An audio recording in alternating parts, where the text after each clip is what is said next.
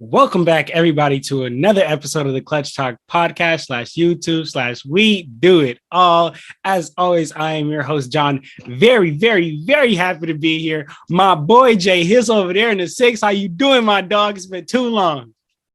We back. Yes, Let's sir. go. Yeah, Jay, been waiting a while for this. Ready to talk about ball. It's been too long. It's good to see you, man. Let's get it. It's good to see you, my brother, man. It's I'm happy to be up here on the pod talking to you about all of this NBA drama and news that we got going on, man. And we got a lot in store today, man. But before we get into the video, I want all the fans, man. I want you guys, if you guys are on YouTube, make sure you hit that like button, make sure you hit that comment button, and most importantly, Jay, what you want them to hit? That little subscribe, sub. Yes, sir, man. And if you're on Apple Podcasts, man, make sure you rank us and leave us a little review, man.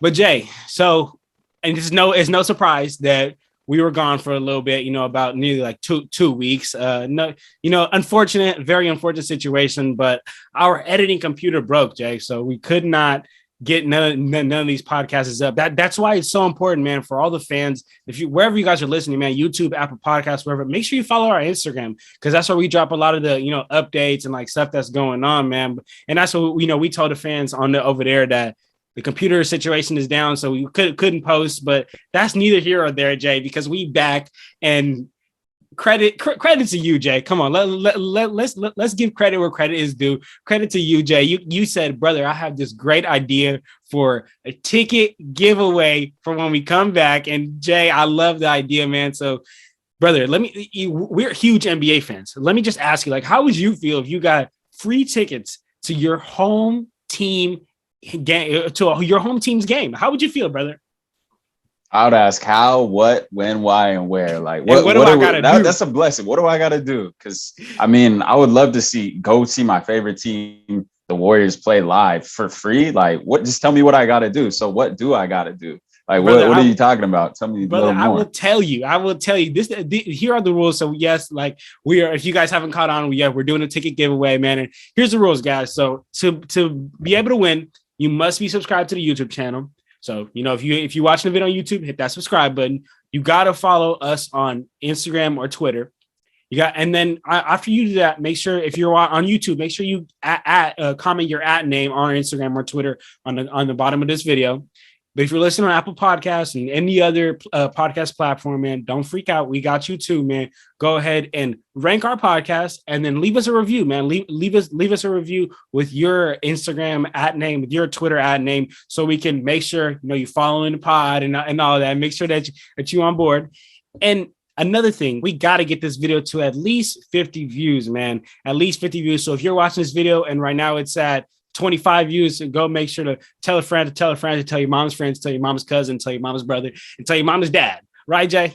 Yeah, get those views up. Hey, get those views up. And then when the last thing we need 10 likes on this video, man. Make sure you hit that thumbs up right there on YouTube, man. So if we get the 50 views, the 10 likes, you guys are subscribed to the channel, you dropped your @name on Twitter or Instagram, then you guys can be choosing to be a winner, man. So if you want those free tickets, make sure you get on board, man. But if all that's out the way, my brother, are you ready to talk about the NBA? I got a little game here, Jay. I got a little game I want to play here with you before we just talk about some of the games. The little game I want to play is called the up or down game. I have some topics here, some questions for you, and I want you and me to give if we're up or we're down on it. Pretty simple. Yep. Let's do it, man. So for all the fans on, y'all can let us know if you guys are up or down too in the comments, man. But first topic, Jay, our boy Ja Morant. I mean, we see his jersey right here. Our boy Ja Morant is currently averaging 26 points per game. Jay, are you up or down that Ja Morant will finish the season averaging 25 or more? I'm up. I think he's playing at extremely high level. He's leading that bunch night to night. He's doing it all on the floor, and he's playing with the extreme amount of confidence. And I don't think that's going away anytime soon. So no reason for me to think that's going down. And he's shooting the ball a lot better as well.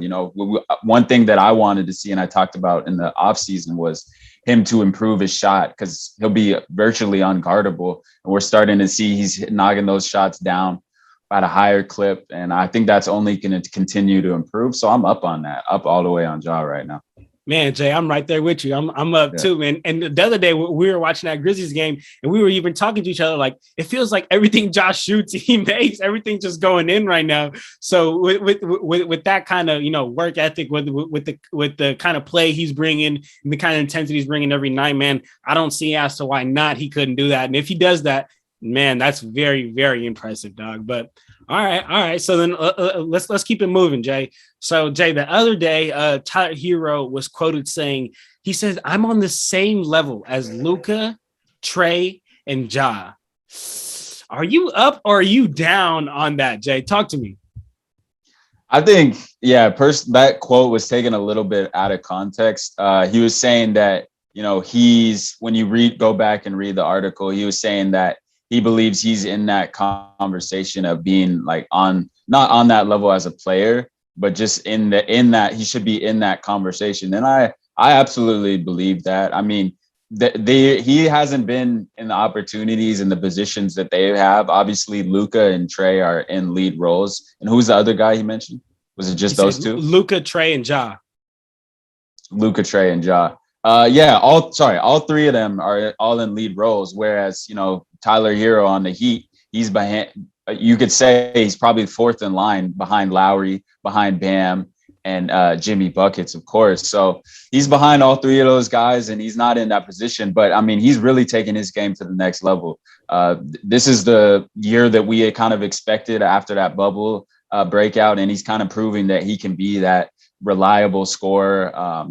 And I think he's just going to only continue to improve now that he's got kind of that distractions out of the way, and he's now in his third year. He's matured more, got to see what teams are throwing at him. He's expecting that physicality from the other team. Teams are game planning. He's been able to adjust his game and move accordingly. So I think he's in that conversation. Obviously, they're more proven, but I think he has a right to truly believe in himself and feel confident. So I'm not mad at that comment or statement. Whether or not it's true, probably not yet, just in terms of credentials and what he's done, but he's definitely on his way to working with that, given his role. But how you feel about that? I mean, that was a long-winded answer, but how you feeling absolutely. about it? Absolutely, bro. That was a perfect answer. And I'm right there with you, man. Like he has, he's gotten a lot better. He looks just a lot more comfortable out there, man. He's also bulked up this offseason, which is great.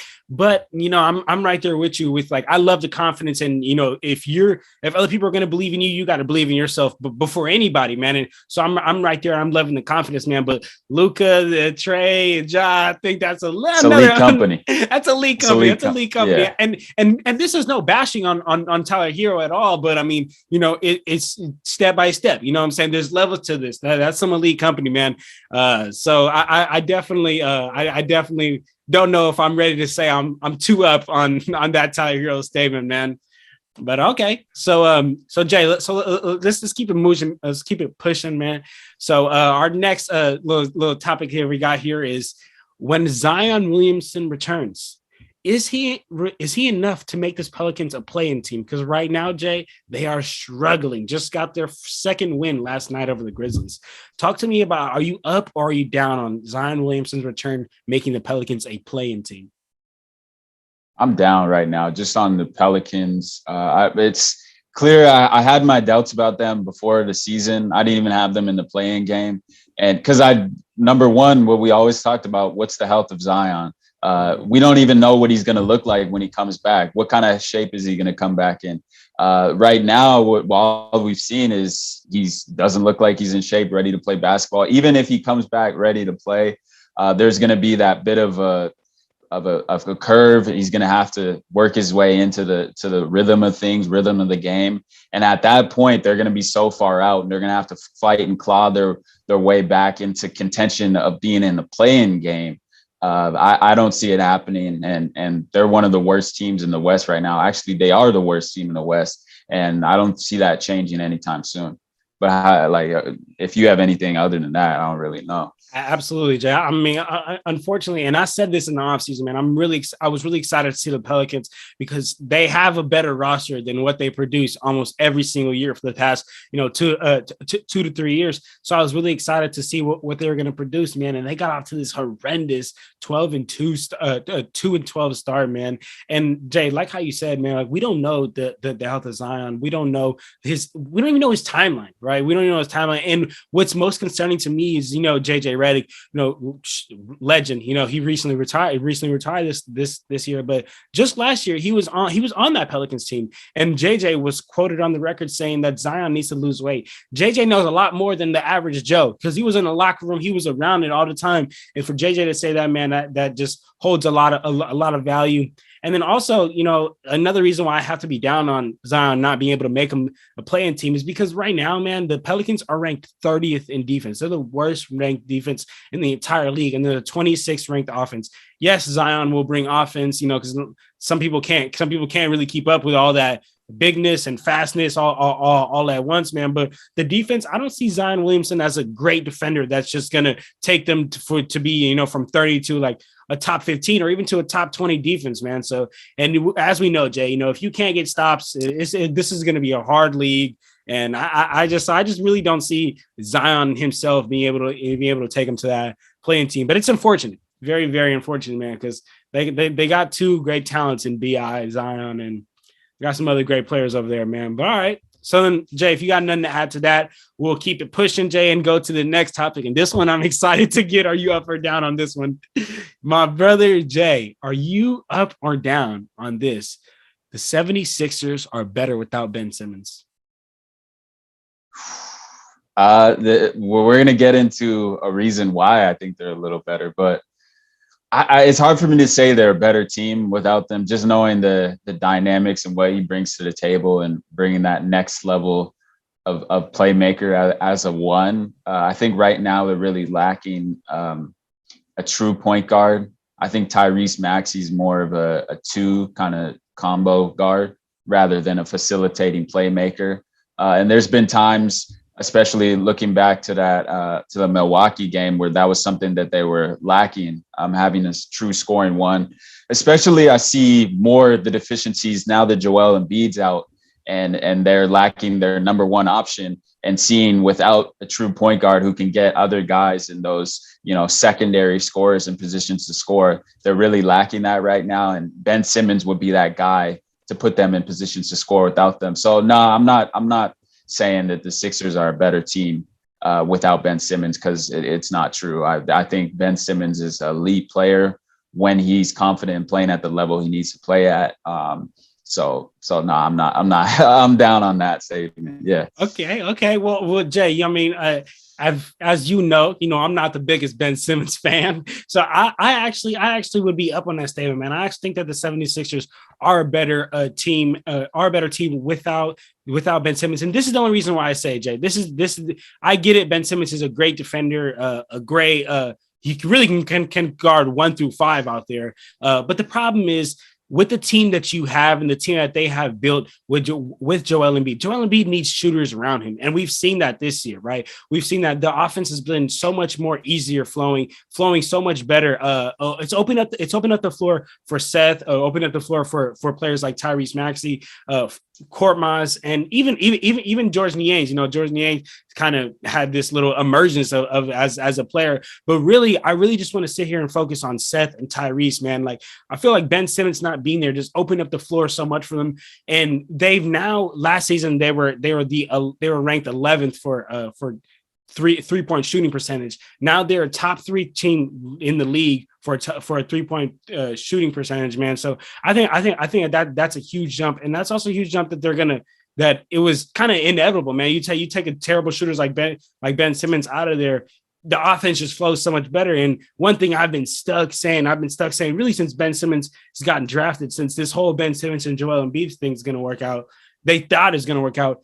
In my opinion, you cannot put a non-shooter with a Joel Embiid, because every time you run his pick and roll, you got to just simply double Joel Embiid. And that kind of ends everything, man. It kind of ends everything that the Sixers haven't had going, man. But I'm really liking this Seth definitely Ben Simmons pick and roll, because you don't want to go under that. You can't go under that. You got to fight over that. And if you fight over that, what are you going to get as a ball handler? Defender on your hip. You're be able to close them off, or be able to throw the lob to Joel, or just look for Joel, man. And I just think that those options are really not there with Ben Simmons. But that being said, I do want to add that the Sixers did also go from the 2nd ranked defense to the 19th ranked defense. So that also is a jump in the other direction, man. So, okay. All right, Jay. Yeah. No, my pushback on that, Jay, is, I mean, they were the first seed in the East last year, right? Correct. Yeah. And I think that there's just defensively, you can score all the points you want. It comes down to making stops, and Ben Simmons is one of the best perimeter defenders in the league. He can guard all 5 positions, and I think that, losing that lack of depth, especially at the 1, because if you look at the rest of the roster, you got Seth at the 2 shooter, you got Danny Green at the 3, you got Tobias Harris, who can shoot as well and play make. And then you got Joel Embiid, who can step out. And I think, like, a lot of people don't, like, obviously I picked the Hawks to, get past the Sixers, as, my famous take. I'll give myself cheers for that. But no, the thing is about the Sixers, I think their Ben Simmons, he converts that layup that he dished off to Matisse Thybulle, or made free throws away from being in the Eastern Conference Finals. And I think they would have honestly given a better push and a better test to the Bucks. And I could honestly seeing them potentially beating the Bucks and being in the NBA Finals if Ben Simmons could make more free throws. That's a big if and what if. But I think they were a better matchup for the Bucks, and they would have given a better test than the young Hawks. So that's just how my pushback on that, and saying why he's more valuable. But yeah, not enough to get into that though. Absolutely, Jay. Okay, so let's get into this last little up or down topic here, and this one is one that we talk about a lot off camera. Is the duo of Jason Tatum and Jaylen Brown not gonna work? Are you up or down? Right now, I'm down on that. I think that. Sorry, I don't think it's gonna work. Yeah, I said it weirdly. Sorry. Yeah. I think I don't think that's gonna work, just simply because I think that the Celtics need Jason Tatum to be the alpha, the true scorer, the number 1, to take lead guy. But I think Jaylen Brown has a lot of those tendencies where he can sometimes step into that role. But for the Celtics specifically be successful, and the type of player that Jason Tatum can and should be, at working at his full optimum, his highest level player that he can be, he's what the Celtics need in order to be their number 1 guy.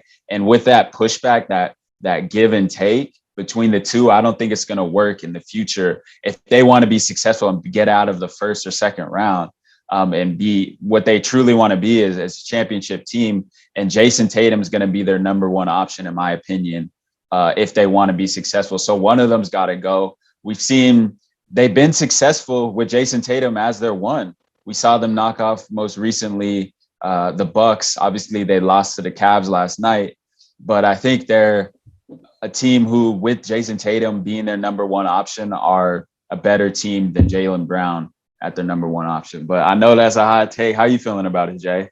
I mean, honestly, Jay, from the conversations that we've had over the phone, I was confident you were going to say Jaylen Brown. I really was confident that you were going to go towards the just Jaylen Brown. But just real quick, before I even give my take on this, you said that you don't think it's going to work. Follow up.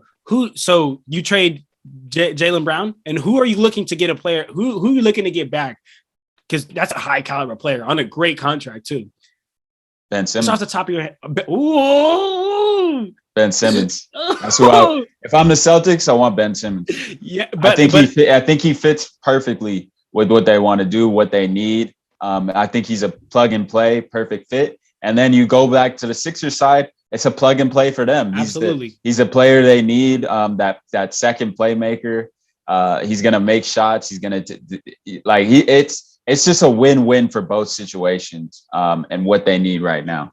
Absolutely. So look, so Jay, I even have this right here in my notes. I have a little parentheses, the Ben and Jaylen Brown trade, and it works out. It really does. But as like if I'm the Celtics, upper management, I'm thinking like, I feel like I could just get so much more for Jaylen Brown. And do you feel that? Because I feel like you could package Jaylen Brown for a lot more.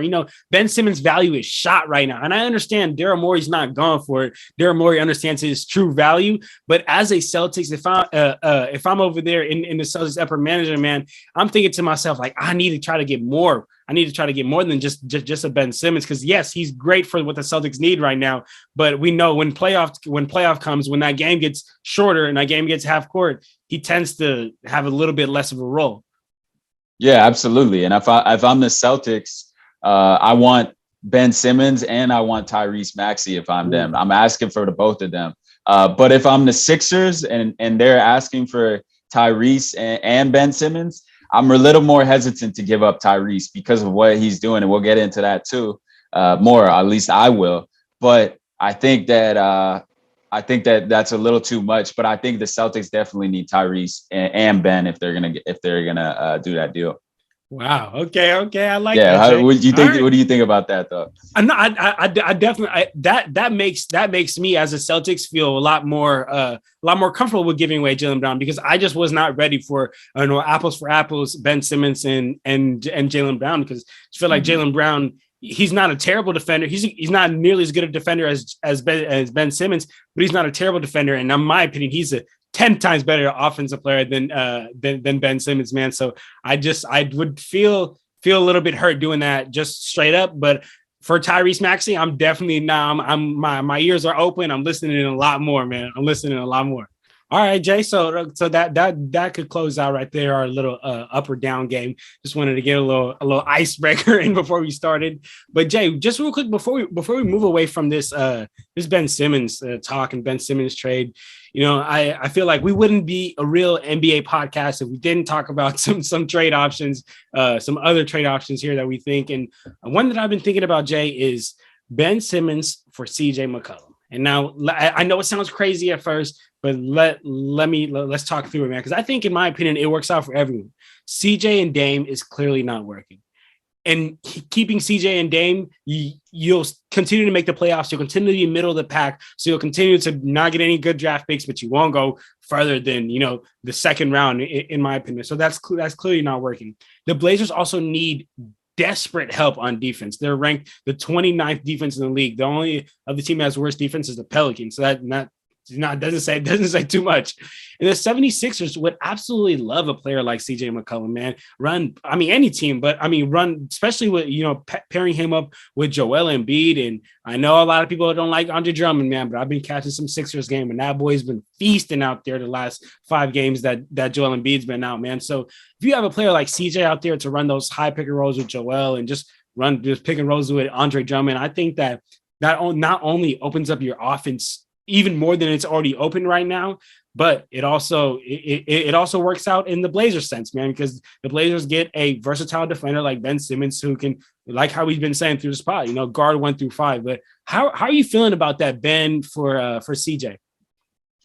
I think it's a okay deal for both parties. I think on the Sixers side of things, you bring in a player, a versatile scorer like CJ McCollum, 3-level scorer, can get to the rim, elite mid-range game, one of the best in the league, and then he can hit the 3 as well. But then defensively, that's where it's going to be lacking, like you mentioned. But then you're adding just another scorer to the Tobias Harris. And then it's what really ultimately, if you're going to believe in Tyrese Maxey as that, second or that true point guard, and he's going to have to adjust his game to being more of a facilitator, where we've seen him be aggressive as a scorer at times, looking for his shot, getting down the lane, getting downhill, scoring, dishing, creating, but he's got to do a lot more of the facilitating. And if he can make that adjustment in his second year, it's going to be key. And then flipping it to the Trailblazers side of things, I think that it could be a great deal for them in terms of, like you said, the CJ and Dame situation isn't working out. Dame ain't working out right now. No, I'm just kidding. But but he ain't playing at the best level. But I know that's going to change, and we'll get into that later as well. But I think that, in terms of Ben Simmons, he's going to be, demanding the ball, and I think he's going to be playing the one for them. But I think the only way that will work out is if Dame, chooses to play off ball more. He's going to be playing with the ball less in his hands. But I think that, to be honest, is when Dame's at his best. We've seen the Stephs of the world who are the best, who have that versatility to be on ball, but then get their shots off ball, moving without the ball, cutting, getting wide open shots, not that nonstop movement where it makes it virtually impossible to guard. If you're that kind of scorer, that Dame is that caliber of scorer.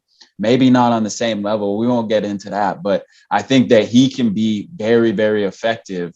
It's hard to game plan against. If you're able to load up as a defense and a guy has the ball, it's easy as a defense to game plan around that. You throw doubles at him, get the ball out of his hands. But if Dame chooses and is willing to play off ball, and you bring in Ben Simmons, the type of playmaker he is, I think it'll be great for the Blazers. Okay. I wanted to see if you were on board with that one, brother. But all right, and then just quick last little trade, the Ben Simmons little thing I had in my mind. I've just been pushing Ben Simmons to go to the Wolves for so long because I think he'd be a great four over there. He doesn't need to be the one. They have a one. But how would you feel about sending Ben Simmons to the Wolves and bringing over D'Angelo Russell and Malik Beasley to the 76ers? I think that D'Lo's playing at a high level right now, as you saw the other night, John. But maybe that's just a revenge game. I don't know. But I think I want to give the Timberwolves a little more time. And I think that if you ask me in January, and things are early. We're only about 12, 13 games, whatever, 14 games for some teams in. If we look maybe even 10 games or 15 games, 30 games, and the Blazers, it's not working out there. And teams are getting a little more interested in Ben Simmons potentially coming over to their club. Then you look at it more if you're the Timberwolves. But I think that give those guys a little more time, 15, 20 more games to work it out and try to see if they can win some more games there. And then if at that point, then I think that's a good deal for them. But right now, I want that young core just to work on things and see what they can do there in Minnesota. Okay, absolutely. I can't even be mad at that, brother. So, all right, so let's keep it pushing, brother, and let's talk about some games, man. You want to kick it off for us, brother? You want to talk about any of these games that you want to highlight for this, past couple of days, past week, whatever? Just talk about it, what you saw. Yeah, I mean, let's talk about the first game. Obviously, Friday night. The game that everyone has been highlighting, and that was, the Chicago Bulls and the Golden State Warriors, who are the best team in the NBA right now, record-wise. And that was obviously I would love to see the Bulls, at full strength with Vucevic. Obviously, he was out to COVID, but I mean, it just shows, night in, night out, the Warriors, just their versatility. Being able to move the ball on all these defenses and create mismatches is really something that I've been highlighting, and I wanted to see it against a higher caliber team such as the Bulls. But it's hard to say because the Bulls really lack a rim protector. And then from the Bulls' point of view, I wanted to see, what Zach LaVine and DeMar DeRozan can do as their duo. But I think that they're very limited outside those two. And that was very evident what the Warriors did defensively against them. They were throwing that, Steve Kerr, who's been, very, very extraordinary this season, in my opinion, in the first 12 games of the season with his game plans and the way he's operating, taking a little bit out of Nick Nurse's book in that game, throwing a box and one at Zach LaVine, forcing other guys to beat them. And I think that was a great game plan to implement them, constantly giving the Bulls different looks on defense, which caused a lot of turmoil because, you look at Lonzo Ball, when he's on the perimeter. He's more of a catch and shoot, spot up shooter. One thing I noticed in his game when he has the ball is that when he's on the perimeter and he's dribbling and he's creating, it's more to get bait guys into contesting a shot, and then looking to pass it and get guys open that way rather than, getting into his dribble moves and then pulling up. He's more of a spot up shooter. So he's not a creator. And then you look at DeMar DeRozan, we know his strong suit has never been shooting threes. So he relies on getting to the rim and shooting his mid-range game, which can be stopped or limited against the defense, or the level, I should say, as the Warriors. So that's one game. And then I got another game, the Cavs and the Celtics. That was a great game. I think that a lot of people, including myself, are sleeping on the Cavs. I had them as my worst team in our Eastern Conference predictions with Lance. I had them as my worst team, and I'm really regretting that now, Jay. I think they're playing at a really high level. We've seen the emergence, or just Evan Mobley just popping onto the scene, looking like he's ready to play, looking like a young AD out there. I don't even know.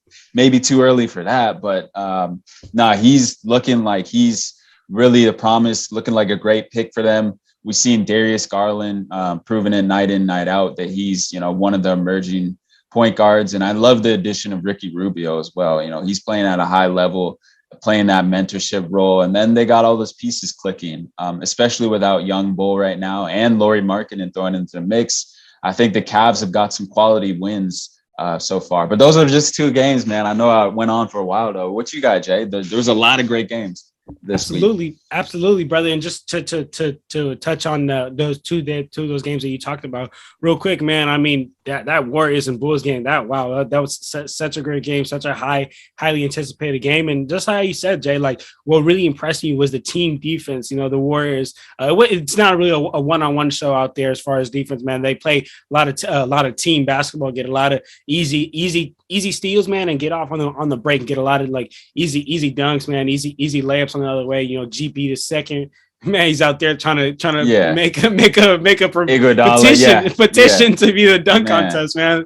So yeah, I definitely like just like the Warriors team defense. And then as far as the Bulls, man, I also do want to touch on like how you say, DeMar not really stepping up, man. DeMar, especially if Zach LaVine's not going to have the greatest game, and it's evident. I mean, you're going to get a box and one on you, man. It's going to be kind of hard for you to get off as a scorer. So that's where players like DeMar, they have to step up. But DeMar, unfortunately, had 18 points and shot 30% from the field. Horrendous. Lonzo Ball, even a worse game, shot 18% from the field, have had 5 points, and that's just a problem, man, because those are the two guys that, if Vooch isn't there, those are the two guys that the Bulls are going to be leaning on if Zach LaVine is getting boxed and one, man. So that's something that we need to see more of the Bulls, because come playoffs, if teams are seeing this, they're easily going to box and one Zach and kind of make these other players beat him, man. So I definitely would want to see more from DeMar and Lonzo. And then as far as that Celtics and Cavs game, only player I want to touch on is my boy Evan Mobley. We'll get into him a little bit later in the pod. We talk about some of the rookies, but man, my boy Evan Mobley is out there. And Jay, I mean, maybe I'm just trying to I'm too trigger happy, but yes, a young AD. Yes, a young AD. He's out there just touching every part of the game, affecting every part of the game, and it's honestly extremely, extremely impressive, man. And I'm seeing spurts in him, and him, get a block, take it up court, lead the break, and pass it off, get thrown a lob back to, man. That's just very extremely impressive, and to see it from a young guy, for him to have that thing at such a young age, that's impressive. What's up, Jay? Yeah, but like even a young AD, but dare I say a young KD, he's doing some things that I saw a young KD, or even KD now, like that rip through baseline and just dunking it. That's so clean. Especially, you look at it body type. He's more similar to, KD, maybe a little more bulkier, obviously, a little more weight on him than when he came into the league than an AD, who was, a similar slight frame, but I think actually kind of like all three similar frame. KD obviously being the slimmest one of them when they came in the league. But yeah, no, just thought I'd say that. Okay, all right, for sure. All right, well then, brother, I just want to highlight two games. On Saturday, night, we saw the Pacers beat the 76ers. Man, they won 118, 113.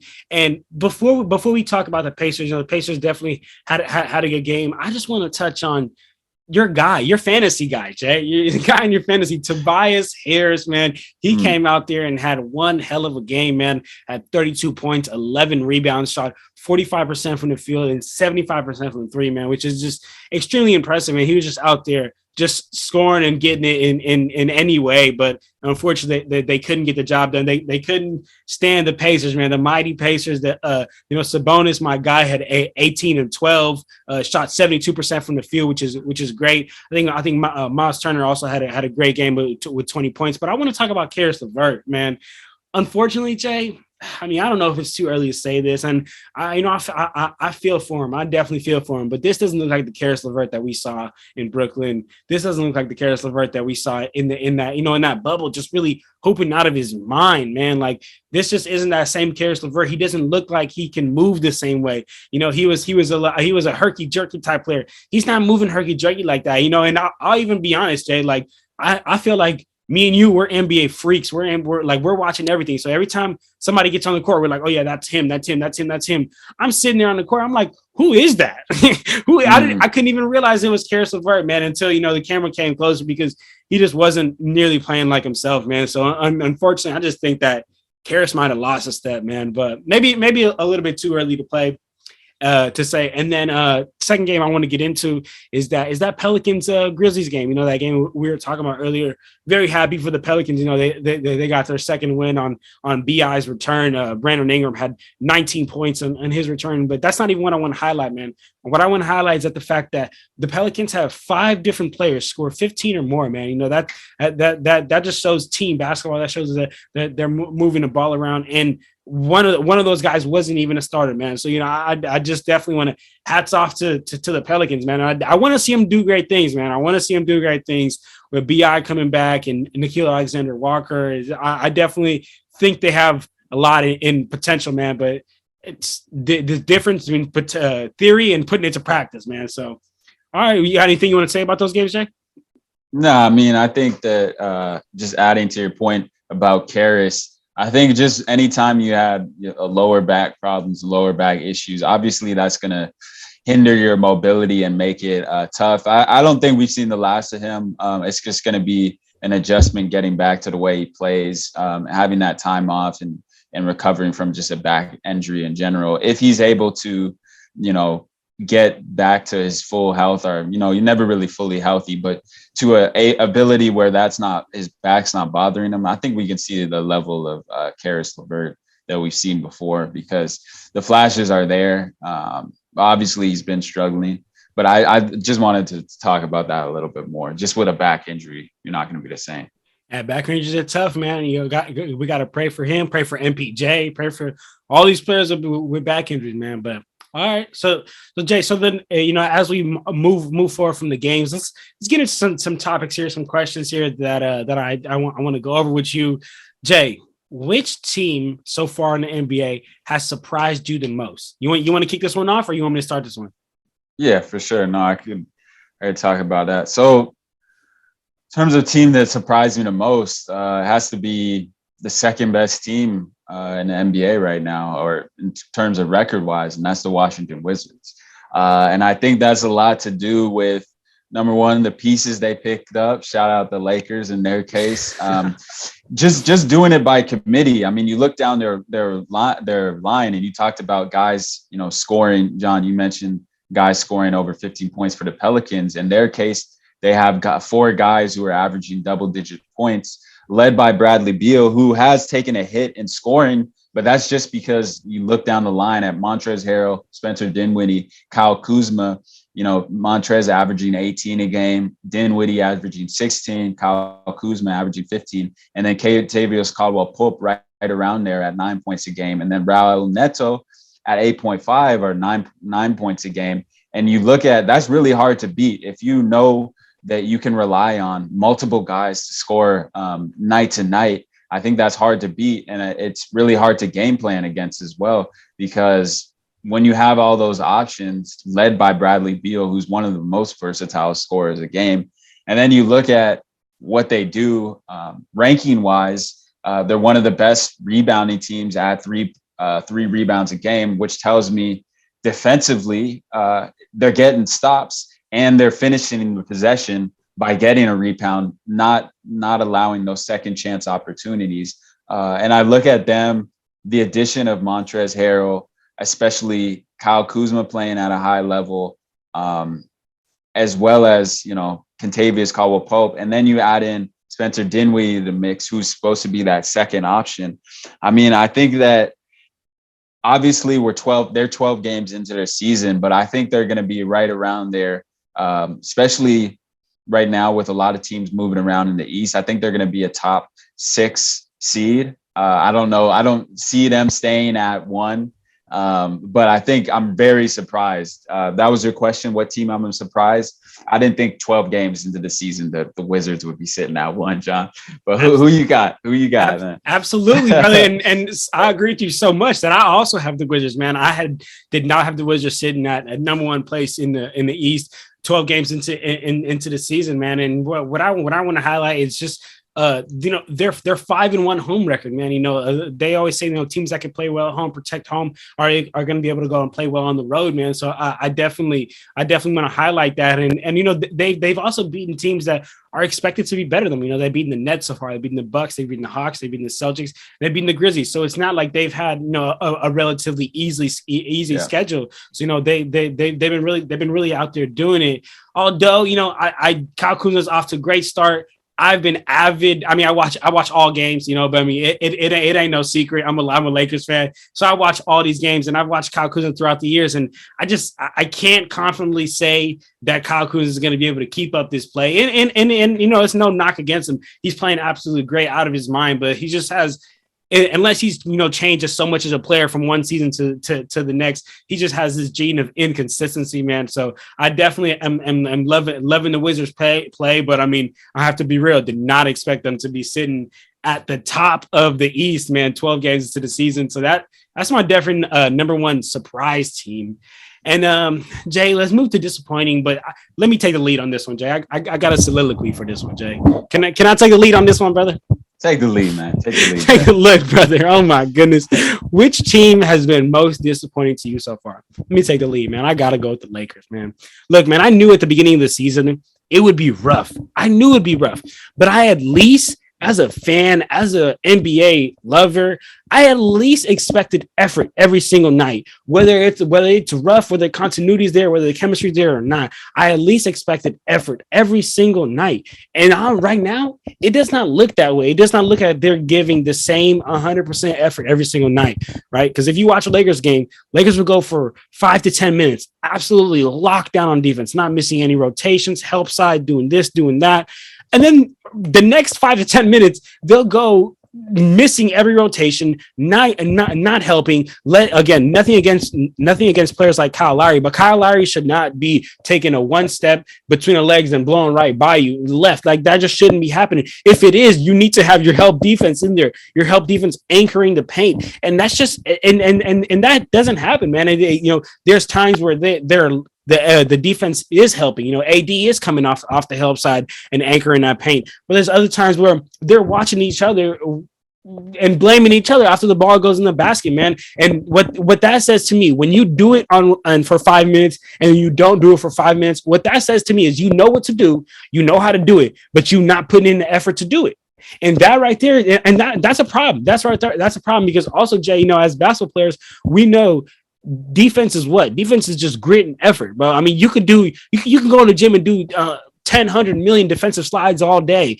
You're not going, you might as well go get 110 million, 100 shots a day, because you're going to get your shot better. Defense is grit. Defense is effort. Defense is who won it. And it doesn't look like they won it every single possession out there, man. So I definitely am just disappointed in the defense. The offense, I'm really not worried. I know that they have so many just bucket getters on the team, and also, famous line said in basketball all the time: once the defense gets set, once the defense gets in line, it'll create easy offense, it'll create easy buckets, man. So definitely, I just am disappointed in the effort coming from the Lakers. But as an asterisk, I still want to add, I still think that that they're my championship favorites, not because that's my team, just because I think that as a playoff team, they are built to be a playoff team. I think it'll be hard to beat them in a 7-game series. But then again, that's just my opinion. But Jay, talk to me about who has been the most disappointing team in your eyes. I think that's a really good choice. I think the Lakers are really hard to beat. They've definitely been disappointed. So, 7-6 record as a team that I saw as the 3rd seed, they've been extremely disappointed. And I think they have a lot of issues and question marks to, like you said, that you pointed out, to be answered. But the reason I'm not really worried is the absence of LeBron James has been evident. He hasn't been out there for the last, couple weeks. And I think adding him back to the mix, getting a guy like THT back, who, when we're recording this, November 14th, Sunday, November 14th, he's going to be starting in about 30 minutes here for the Lakers against the Spurs, along with Carmelo Anthony. And I think that's going to be a huge boost to them, especially when they get LeBron back. So I'm not really worried. I want to see, at least give them, 15, 30 games to see where I'm really disappointed and worried. But I think they're still going to be, I'd say a top 6 seed right now. But they can definitely recover from this, and definitely disappointed, but I'm not worried. But the team I got is the Atlanta Hawks, off to a 4-9 start after being a team that I thought was going to be definitely a top 4 seed in the Eastern Conference, and just the level they're playing at. They've coming off 6 straight lost games, 2nd worst defense, only behind those mighty Pelicans, man, without Zion to anchor their defense. I think the Hawks, and one of the things that their players had spoken about, John, and it was that, after playing at such a high level in the Eastern Conference, even Eastern Conference Finals, and tasting that high level, high pressure situations of basketball, one thing that, Trae Young mentioned was coming back from that and having to get up to play against the Charlotte Hornets or the Detroit Pistons. It isn't the same, because it's not the same basketball in a game in November or October. It's just a high level, and it's hard to motivate yourself. But I think the Hawks really got to figure it out soon, because they're a team that everyone expected to be a lot higher, definitely, a top 4, top 5 seed in the East. And it's been a disappointing start. They battle with injuries as well. But I think they need to really pick it up. Nate McMillan's got to get those guys motivated and ready to play on a night-to-night basis. And Trey's got to do a better job of leading those guys and getting them ready. And it's adjustment period for him as well, because he's used to getting those shots at the line where maybe he's not getting them. So, but that's been my team. My most disappointed team, John, is the Atlanta Hawks. They got to pick it up and start playing better basketball here. Okay. That's another great option, man. But let's keep it moving, Jay. And my next question to you is, which team is just right? Just right where I predicted you to be here. Which team is that for you, brother? That's the Denver Nuggets, sitting at the 3rd seed for me, 8-4. I'm expecting them to be right there. That's where exactly where I had them being at the 5th seed, but I think 3 seed right now in that jumble of teams right there at the middle, the high, 1st tier of the West is right where I had them, just led by Jokic. We saw him, what he did against Marquise Morris and the Morris twin, getting suspended. And then you look at, what I like to see from a player, or, what any great player does after a time of adversity, or how they respond to that. That's how you can judge like a player's character, a person's character after a time of adversity. And what does Jokic do? Your guy on your fantasy team, how does he come back and respond in his first game back? He puts up 22 points, 19 boards, 10 assists. He ties Larry Bird for 8th all-time in triple doubles, man. That's what he does. That's what the Joker does after a time of adversity, getting suspended, comes back, leading his team without Jamal Murray, without Michael Porter Jr. to an 8-3 record. And that's why I got the Nuggets right where they need to be, led by Joker and Mike Malone right now. But who you got, John? Okay, for me, just right where they need to be is the Celtics, man. You know, early in the season, I said I really did not see Jason Tatum, Jaylen Brown, and Dennis Schroeder working. I just think that three same type of players, putting them on the court, putting them on the starting lineup, I just don't see it working. I mean, if you look at the standings right now, they're in 10th place. Just yesterday, they were like in 7th. So I mean, like now it's made a big jump, but I definitely didn't see the Celtics working, man, and it hasn't been working. But all right, so keep that pushing, and then Jay, I promised the fans we'd talk about some rookies. So Jay, which rookie has been most impressive to you so far? You've been like, ooh, this guy right here. Yeah, I got 2, and then I got one honorable mention. So one's what we spoke about earlier, Evan Mobley, just playing at a high level, looking so smooth out there, looking confident. Obviously, the physical strength is going to be something he works on and continues to develop his body, but that's going to come with time. He's 19, 18 years old. That's expected, but he's playing at a high level, just showing his versatility off, proving what a lot of scouts and obviously the Cleveland Cavaliers organization saw at him. They're feeling nice. The Cavaliers are playing nice. Bernie Bickerstaff's feeling good. But that's my one. And then 2 is over here in the 6, Scotty Barnes, playing great basketball right now, looking like a steal there at the 4th pick, if you can call a fourth pick in the draft a steal. But I mean, he's playing great. You have to feel confident and happy if you're the Raptors fans, Raptors organization. He's definitely performing, I think, higher than a lot of people's expectations, including myself. His jumper is looking nice. He's looking solid. He's playing confident. And I think confidence is huge for a rookie, to have that confidence from your teammates, being in the starting lineup night to night, and continuing to develop. There's always going to be those hiccups, but that has been 2 players who have been huge for me. And then my honorable mention, Jonathan Kuminga, shout out him because he was playing in the Bulls game and showed his flashes too, but obviously hasn't had the opportunities, but I'm liking what I saw from him. So just who I got right now. Yeah. Okay, for sure. I only got one of them, like how we mentioned, that guy Evan Mobley, man. He's truly impressive out there. You watch a Cavs game, he just affects all areas of the game. You know, he leads all rookies in blocks. He's second in points to Scotty Barnes, second in rebounds to Scotty Barnes. But I think that in due time, Evan Mobley will pass him up because he just has so many opportunities right there on that Cavs team. You know, versus Scotty's got to share a little bit of that with Fred and a little bit Pascal. So it's got a little bit of a climbing ladder over there. OG too. OG too. Yeah. I can't forget about OG. Exactly. Mm-hmm. So I think that Evan Mobley will, in the long term, be able to pass up Scotty. But Jay, I have a hot take. I don't even know, you call it hot, call it cold. I don't know what you want to call it, but I mean, this could be a shot in the dark, Jay. But I'm looking 4 to 5 years seeing Evan Mobley as the league MVP.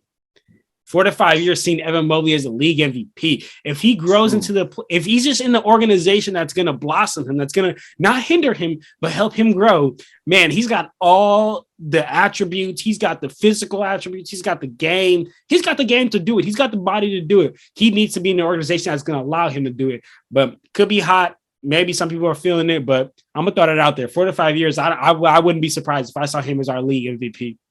Yeah, no, I don't think that's a bold, like, crazy take, because I think he has all the attributes and all the skills to develop into that type of player. So, and I'm with you on that. I could see that happening. I don't think that's too far-fetched or too hot of a take. Okay. All right. For sure. All right. Then Jay, we just talked about the teams and some rookies. Let's talk about just some of the players. Which player has both surprised you and disappointed you the most this offseason? Take it as whichever one you want to go first. Yeah, I'm going to go with who's disappointed me first, unfortunately. Get the bad news out the way first. Get the bad news out of the way first before we talk about the good news. You want the good news or the bad news? I'm going to get you the bad news first. And that's Dame time, man. That's Damian Lillard, man. He's disappointed me because I always expect him And I always want those who's better, Dame or Steph conversations. And clearly it's been Steph this year, but I think Dame's always right up there. And I think it's obviously he had his abdominal injury over in the Olympics. And I think that's definitely carried over because it's clearly not him. It's clearly not himself. He's not performing to the level that he's been and always, is expected. But I think that he's going to continue to improve. He's going to get back to that level that we all expected and we all expect from Damian Lillard. So I'm not too worried about it. But right now I am disappointed at the level he's playing at. Yeah, I'm right there. I'm right there with you, Jay, for disappointed. I'm right there with Dane. That's who I have. I mean, the last time he scored this low of points was his rookie year. He's shooting a career low 84% from the free throw line, a career low 26% from the 3-point line when he's a 38 and above career 3-point shooter, man. And he's shooting a career low 38% from the field, man. And I'm just to add to that, like if you're really if like the people who are at home are really watching the games, like go watch the Portland Trailblazers last year and go watch him this. It looks like two different Dames. Like it doesn't look like he has the fire in him, man. But I mean, great player. I don't put it past him that he'll figure this out. He'll get it going. But just like how we mentioned earlier about Trey, I think some of those foul calls that he was a little bit accustomed to, or a little bit of the bringing the elbows out a bit, or kicking the leg. I think he was a little bit accustomed to getting some of those calls that he's just not getting. But he'll adapt, man. Such a great player like that will adapt. But who's your surprise, Jay? Surprising player. Yeah, and then just real quick about Damian. One of the things he needs to improve is just moving off the ball. I think I talked about it earlier with Ben Simmons potentially coming over. But if he can learn to adjust to his game as not always being on ball and creating off there where defenses could load up on him, and then being able to move better without the ball, he's going to find a lot more easier shots. And it's funny too last year because he said about Steph is the game's changed. Like he's not getting those looks he's used to. And now Dame is kind of struggling to get those looks used to. But it's kind of funny how tables are turned. But nah, Dame's definitely going to pick it up. But players I'm surprised about is that guy over there in Philly, that point guard, Tyrese Maxey. Let's talk about him, Jay. Over his last 3 games, he's averaging 29.3 points per game, 4 rebounds, 4 assists on 58% field goal percentage, 50% 3-point percentage, 100. Yeah, that's right. 100% free throw percentage. Wow. And Tyrese Maxey in his second year, Jay, is looking like a very confident player, a player who Philly can rely on. I'm just, like I mentioned earlier, I don't know if he's going to be that number one point guard, or if he can be the leading point guard and facilitating point guard. He's looking like more like a 2 sometimes out there on the floor. But if he can learn to just, take some of those shots away and look to get those other shooters they got over there in Philly involved, I think it'd be huge. But I mean, he's playing at a tremendous level in his second year, looking like a veteran out there. And that's what I love to see from a confident young player like Tyrese Maxey. So that's who surprised me right now. But who you got? Man, I like that pick. I've been catching some Sixers game. He's definitely been out there serving as the point guard, man. But I gotta move it a little bit, and I gotta go over there to South Beach, man. Talk about that boy Tyler Hero. You heard the intro, baby. You heard the intro. So I definitely gotta give it to him, man. I definitely thought he was going to take a jump. Didn't think he was going to be this big of a jump. Right now, at home, he's averaging 20 points per game, 3 assists, 5 rebounds, shooting 38% from the 3, which is absolutely incredible, and 45% from the field. And then at the road, he's scoring one more point, grabbing one more assist, one more rebound, shooting a lot worse from the 3-point line, as expected, and he's shooting a little bit worse from the field, man. But what I'm liking about Tyler, Jay, is that he just looks so much more comfortable out there. Like I remember watching the Bubble series and just not only seeing him be lost a couple of times, but just seeing him just simply not feel comfortable on the court, man. You know, and also not being that big. You know, one of the biggest problems I had with him is that he needs to bulk up, and he's definitely bulked up this offseason. And I mean, let's just throw it out there early, Jay. It's a possible sixth man of the year right there, because the way he's hooping, he's coming off the bench. He says that he's found his role more. He says that he's glad Eric Spoelstra told him what he wants from him, what he expects from him. So now Tyler's just, you know, going out there and just being like that microwave, man, just cooking for when the starters are out. So just don't be surprised if Tyler Herro's at the top of that discussion for the sixth man at the end of the year, man. But all right, and you got anything you want to add to that, Jay? Nah, Tyler Herro's, that's a great pick. He's doing his thing in South Beach. I think, yeah, like you said, he's playing with a tremendous amount of confidence, and that's huge for a guy in his third year to build on. You know, what was a disappointing season for his last year, and to come out with this level of confidence. And like you said, that physical strength is huge for him too.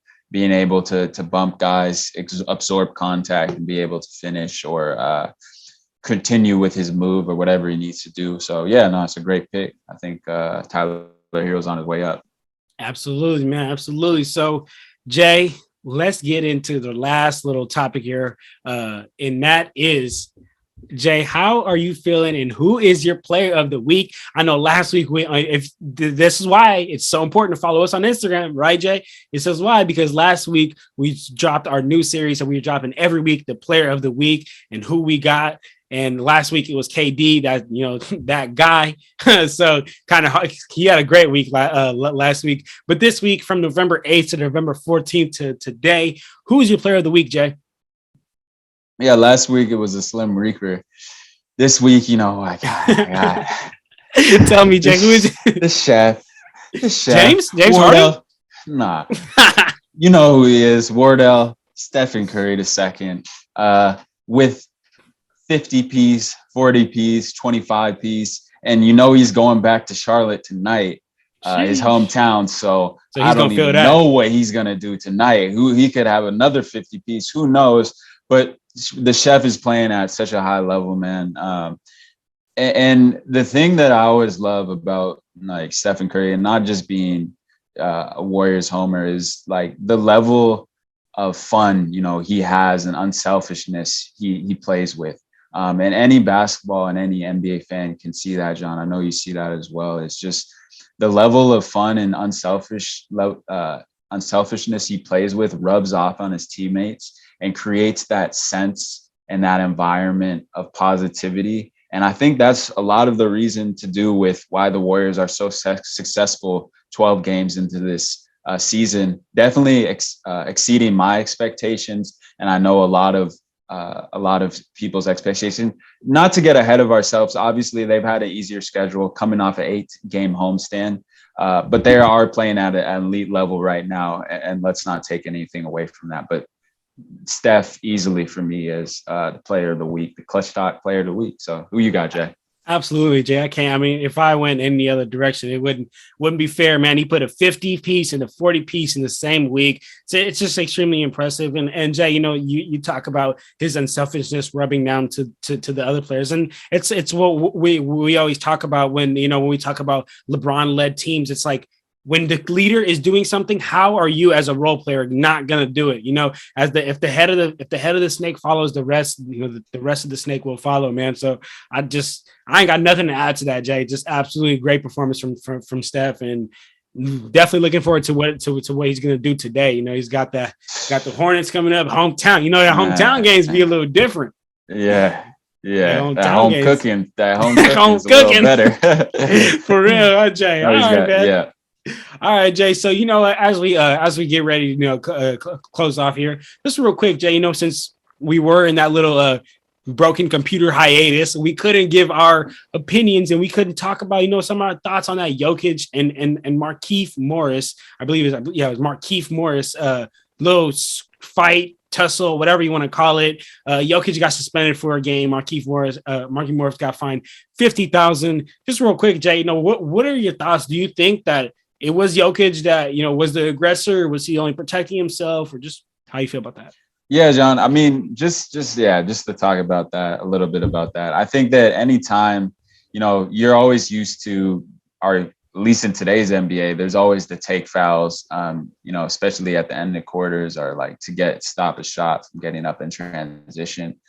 So I think it was a little excessive by Markieff Morris, his follow through and that sort of thing. But I think like if he doesn't do that, Jokic doesn't do that. But if you're going to do that, if you're Markieff Morris, excuse me, and you're going to give that kind of foul, that hard foul, don't turn your back, my guy. Don't turn your back. Because if you know you're expecting that retaliation, you should just turn around. And I don't think Jokic had, that's just his initial reaction. That's, heat of the moment. In the heat of the game. Guy hard foul. Yeah, heat of the game. Like, you're going to retaliate. Obviously, that was the worst of the worst. A guy turned his back. Scary moment. You want to avoid that. You don't never want to see that in our game today in the NBA. There's no place in the game for that. But if you're going to do that, Markieff Morris, don't turn your back. Expect that. And Jokic, he's going to retaliate, and expect the smoke. If that's all I got to say. Expect the smoke if you're going to do a hard foul like that. But how are you feeling about it? Absolutely, man. I feel like if anything, if Jokic gets suspended, then Markieff should also get suspended, because, like you said, Jokic doesn't do what he does if Markieff doesn't come and really elbow him in the ribs. What if Jokic broke his ribs? Like, you know what I'm saying? Like, then what would we talking about? We'd be, Nuggets fans and NBA fans around. I'd be sick because he's on my fantasy, right? Yeah. So honestly, I don't think that Jokic would have did what he did. Markieff doesn't do that, man. So I just think that if you're gonna do that, like how you said, at least stand it straight up, like hit him and stand right there, because that also was super dangerous for Jokic, hitting in the back of that whiplash. But we don't, just like how you said, no room for that in our game, man. But just real quick, Jay, only because this has to do with the NBA. Ex All-Star, ex-Utah Jazz star, man, point guard De'Aaron Williams is set to fight Frank Gore, the ex-9. Well, I don't watch much football, but I knew when Frank Gore was in the NFL. I know he was on the Niners. So the ex-Niner Frank Gore. Just real quick, Jay, I know for the Hoopers, I'm just hoping we go, man, because I'm tired of football players thinking Hoopers are soft and all of that, man. So I want my boy De'Aaron Williams to get a dub. Who you want to win that one? I mean, shoot, I don't really have a favorite of like who I want to win. Obviously, I knew Frank Gore just being from the Bay and like watching football, a little bit, seeing him on the Niners. He was always a beast out there. And then in terms of De'Aaron Williams, I loved watching him when it's on the Jazz. I mean, he knocked out the We Believe Warriors, so that hurt a little more. So I kind of had a little salty taste from that. But no, I always respected De'Aaron Williams' game. And I think maybe I'm leaning a little more to De'Aaron Williams because like I was kind of a fan of him growing up. I thought he was cool. Had one of the nastiest crossovers of like all time. He's one of the best. Like that's his signature move, De'Aaron Williams. But in terms of the fight, I think apparently he trains or something. Yeah. Shout out our guy Greg who gave us that little back insider information. But I think it's going to be cool to see those guys out there and seeing you can do a lot more after your NBA career too. So let's see how it goes. I think that it could either go really good or really bad, but we'll see, man. Man, it's cool to see. Well, we definitely got to see. I'm interested to see that reach. De'Aaron is like 6'3", 6'4". We're talking about Frank Gore as like 5'9", so that reach might be a little favoring De'Aaron, man. But anyway, that's neither here or there. But Jay, as we close off here, let's just give our little games we got coming up. I'm gonna read off some games that we got for on the Monday schedule, November 15th. Just let me know who you got, and I'll let you know who I got. And after that, we can go ahead and wrap it up. Is that cool with you? Yep, let's do it. Let's do it, Jay. So one of the first games that we're going to have on Monday, November 15th, is the Boston Celtics versus the Cleveland Cavaliers. A little rematch of yesterday. Who you got winning that one, Jay? I got the Celtics coming back. I think it's really always hard to win to back games against the team. Obviously, they make their adjustments. They won by 2 points anyway at home. And is this game at home or is it in Boston? This game is in Cleveland or Boston? It's in Cleveland. Yeah, I still got Boston there. I think they're going to regroup, come back with a different game plan, and find a way to win. Absolutely. I'm right there with you. I always say it's really hard in the NBA to beat a team twice because they're just so self-disciplined and they're going to see what they did wrong and make sure to not do that wrong, man. So gotta go with the Celtics on that one. The next game on the schedule would be the Sacramento Kings versus the Detroit Pistons. Who you got on that? I'm going to go with the Pistons in the upset. I think that they got a huge win last night against the Toronto Raptors. I think they're going to ride that momentum. And I just don't trust Luke Walton as a coach. I think he's always making poor adjustments, poor rotation decisions. And I think that Dwayne Casey, I love what he's doing with those young guys. And I think they're going to continue that momentum, Detroit, that is, and pick up an upset win, if you want to call it that, against the Kings. Oh yeah, for real, huh? But I gotta swerve. I gotta go the other way. I just been watching my boy HB Harrison Barnes out there really hooping this early season, man. So I think that he'll be able to carry them to a win. So I got sack on that one. But the next game that we would have on the schedule is the Pelicans, the 2-win Pelicans versus the scorching hot Washington Wizards. Who you got on that one? I got the Wizards in that. I think the depth, the level that they're playing at, the confidence, having those quality wins under the belt, knowing who they beat, coming up against the Pelicans, knowing that that's a must-win game. You never want to let those ones slide against a weaker opponent. Yeah. That is in the Pelicans. So I got the Wizards. Who you got? You got absolutely. Yeah. I got the Wizards. All right. So the next game we got, Jay, will be the 3-10 Orlando Magic versus the struggling Atlanta Hawks. It's gonna be a hard game to watch. Sorry, the Hawks versus the Magic? Yeah, Hawks versus Magic. Man, I got the Hawks. The Hawks for sure. I think that the Hawks are gonna be. They know that they got to win some games. They got to put together a string of wins here, and I think it's gonna start with the Magic. They're gonna continue to fight, continue to find themselves again. And I think it's what better team to do it against than the Magic. Absolutely. I gotta side with you on that one. I think that the Hawks are gonna take it. They see a Magic, not the greatest team. They need to get a momentum going. So agreed on that one. Next game we got on the schedule would be the Indiana Pacers versus the New York Knicks. That's gonna be a good game. Yeah, well, we saw that the Pacers got it done against them the other night, and I think it's going to be the Knicks who know that they obviously I want to say they threw away a game in Charlotte. They were dominating and came out ready to play against Charlotte at Charlotte, and they've had a few bad losses here against opponents that they should have beat. That is the Knicks, and I think they know they need to come back out here against the Pacers and make a statement after losing to them the last time out. Okay, all right. Next game would I gotta say, yeah. Who you got? Sorry, I got the Knicks. I got the Knicks as well. Okay. Like we just said, I don't think they're gonna lose 2 games in a row. But yes, the next game we got is Jokic and the Denver Nuggets versus Luka and the Mavs. Who you got on that one? That's gonna be a good game. Yeah, I got the. That's gonna be a very good game, but man, I got the Nuggets in that. I think I got the Nuggets too. I can't go against the MVP, the reigning MVP of the league. I think I just like the way that the Nuggets play, and I think they still have more depth than the Mavericks, and their secondary pieces versus the Nuggets. I just prefer the Nuggets. Obviously, Kristaps Porzingis, I can never rely on him. But on the Nuggets side, they just got guys and players who know their roles. And I think that's more important than having, a secondary star who you can not really rely on, which would be Porzingis in this case. Absolutely, Jay. I gotta go with that. Gotta side with you and take the Nuggets on that one.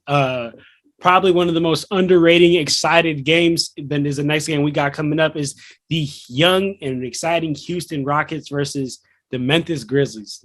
That's going to be a very fun game to watch. Who you got on that one, brother? Yeah, I got the Grizzlies in that. It's going to be a great game just to see, Jalen Green, and Ja Morant And then, Kevin Porter, if he decides to have a good game, a consistent game, that'd be great too. And shout out Alperen Sengun. I think he's a young rising star potentially there in the Rockets and a promising big man. But I would like to see Chris Wood pick it up. I think that he's been struggling. And so that's why I really can't rely on the Rockets right now. They're finding themselves, and I just think the Grizzlies are going to be too much in that one. Absolutely. Grizzlies and Ja Morant, man, they're not playing with nobody this season. Next game we have is the Phoenix Suns versus the Timberwolves. Who are you taking on that one, Jay? Yeah, I think the Timberwolves obviously got a confident win against against your Lakers, but I don't think they're going to be continuing that against, the Suns, who have been playing great without DeAndre Ayton in that lineup. And I think if I'm the Suns, I'm kind of being a little happy right now with the not signing maybe potentially DeAndre Ayton to that max, seeing that maybe it's just a plug and play type of system where with Frank Kaminsky, who's been putting in work there for Phoenix, stepping in and backing up DeAndre Ayton, as their starter right now. And they're maybe seeing that it's kind of maybe similar to the Warriors system back when they had kind of not really star big men, but just, the Andrew Bogut's of the world, the JaVale McGee's, most recently Kevon Looney, where you don't need that star big man, maybe James Wiseman soon, but you can just plug in. And I think the Suns are going to continue to keep it rolling there against, Okay. I gotta swerve. I gotta go the other way, man. The Timberwolves, Karl-Anthony Towns has really been out there hooping, man. And like how you mentioned with DeAndre Ayton, not being in, I don't think that neither Frank Kaminsky or JaVale McGee will be able to hold or even be able to contain. Captain Cat's gonna have a field day on them, man. So I gotta go with the Timberwolves on that. Next game that we got coming up is the Miami Heat versus the Oklahoma City Thunder. Who you got on that one? Heat. Heat. No explanation. Just Heat. Miami Heat. Yeah. Agreed. All right. But never count out my Thunder, as you know. Never count out my Thunder. But funny, Jay. It's the Heat. It's the Heat. The Heat aren't the Lakers, so it's the Heat. Yeah, you're right. They don't have 17 championships. All right. So next team on board. Next game on board is the Toronto Raptors versus the Portland Trailblazers. Who you got on that one? I got the Blazers in that one. I don't know. Fred VanVleet's listed as questionable. We'll find out tomorrow. He's got a strained groin or sore groin right now. Maybe after that celebration had something to do with it. but I think that I think that the Raptors, are going to be struggling if he's not able to play. And I think the Blazers are going to know that they got to win, that they, at home, especially, I believe it's at home, right, against the Blazers. They got to protect home court. And I think they're going to get it done in Portland. Okay. I'm feeling like Portland really, like how you said, really knows and understands that they got to get a roll going, man. And when's better to start than today, man? I think that they're gonna be able to try to pull the game out, man, and get it and beat the Raptors. And then the last game of the night, Jay, is the Chicago Bulls versus the Lakers. Who you got on that one, Jay? Is that in LA? That is in LA, yes. Chicago Bulls versus the Lakers. Oof. I'm gonna go with the Bulls in that. I think that they were not embarrassed. They were just struggled against the Warriors. Struggled to get the looks that they wanted. At times, Zach LaVine and DeMar looked uninterested. I think they're going to come out with a lot of energy against the Lakers. It's a return revenge game from Lonzo, so we could see a big game from him. And I think, I think the Bulls are going to come out ready to play in that. Caruso as well. It's a revenge game for him. So those guys are going to be up for that. I think it's also a number why I want to say the Bulls is because I don't know what kind of Lakers we're going to get. We've seen inconsistent times from them. Opponents where I thought they should have beat, they, keep it a close game. And then opponents where, I thought they were for sure going to lose.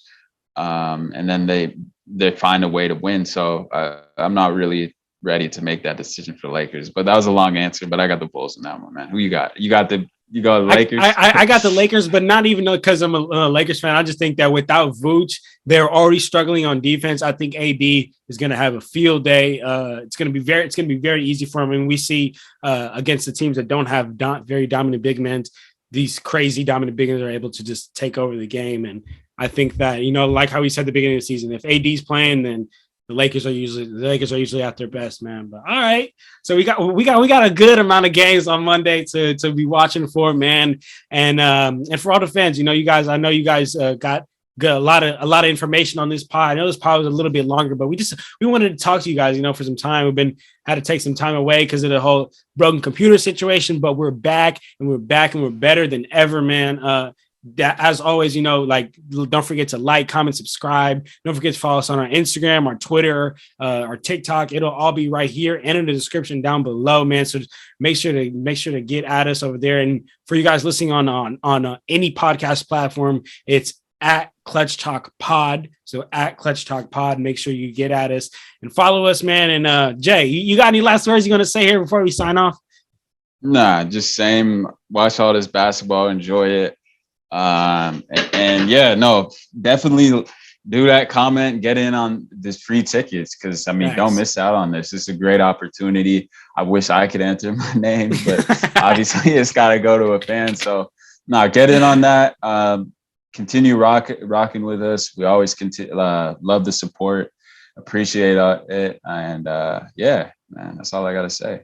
It's for sure, man. All right, man. Well, you already know what it is, man. We out of here, y'all. Clutch Talk out.